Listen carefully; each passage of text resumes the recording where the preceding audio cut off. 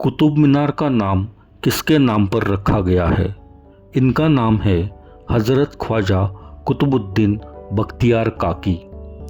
क्या आपने इनके इतिहास के बारे में सुना है? तो चलिए दोस्तों, हम साथ चलते हैं हज़रत ख्वाजा कुतुबुद्दीन बख्तियार काकी की दरगाह पर, जो दिल्ली के महरौली में स्थित है। यहाँ का सबसे नज़दीकी मेट्रो स्टेशन महरौली है और महरौली गांव की संकरी गलियों में स्थित होने के कारण हमें ऑटो या बाइक से जाना होगा। ख्वाजा बख्तियार सूफी संत मोइनुद्दीन चिश्ती के करीबी शिष्य और आध्यात्मिक उत्तराधिकारी थे। उनका आदेश का पालन करते हुए ख्वाजा बख्तियार दिल्ली सल्तनत के इल्तुतमिश के शासनकाल के दौरान दिल्ली शहर में आ गए। उन्होंने दिल्ली में चिश्ती संप्रदाय को मजबूती से स्थापित करने में महत्वपूर्ण भूमिका निभाई।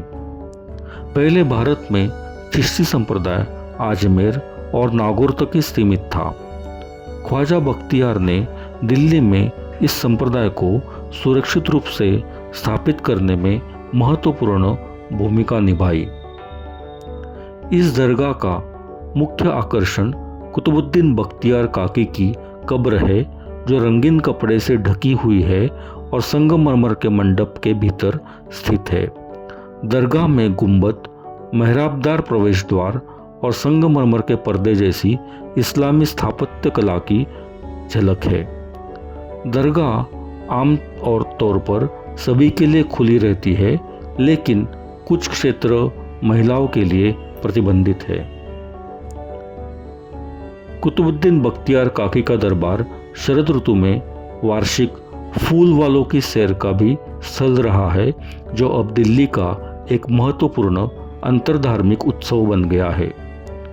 रानी मुमताज़ ने यह मन्नत मांगी थी कि अगर उनका बेटा मिर्ज़ा जहांगीर, जो इलाहाबाद निर्वासित कर दिया गया था, अगर सुरक्षित लौट आए तो वह दरगाह पर चादर और फूलों का पंखा चढ़ाएगी। और इस तरह ये फूल वालों की सैर की परंपरा शुरू हो गई। इनका नाम काकी क्यों पड़ा?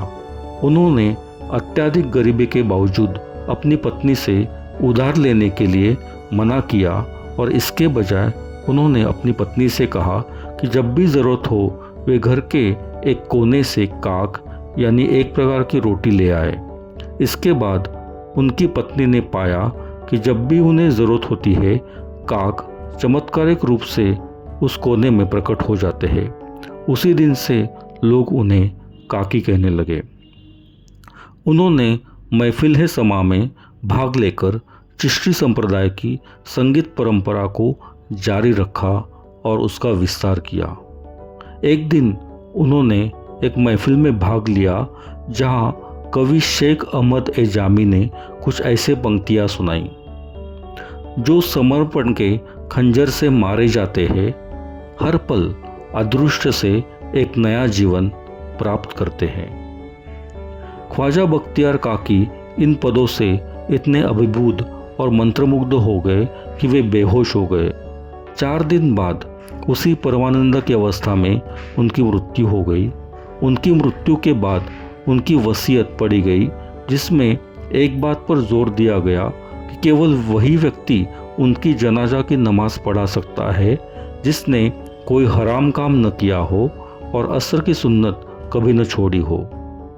इसके बाद कुछ देर के लिए शांति छा गई, क्योंकि लगभग सभी ने वसीयत का पालन नहीं किया था। अंततः नम आंखों वाले इल्तुतमिश सभा के बाहर आए और कहा, मैं अपने अंतर्मन को सबके सामने प्रकट नहीं करना चाहता था, लेकिन ख्वाजा बख्तियार काकी की वसीयत ऐसा चाहती है। अंततः उनकी जनाजा की नमाज इल्तुतमिश ने पढ़ाई, क्योंकि वे एकमात्र व्यक्ति थे जिन्होंने वसीयत का पालन किया था।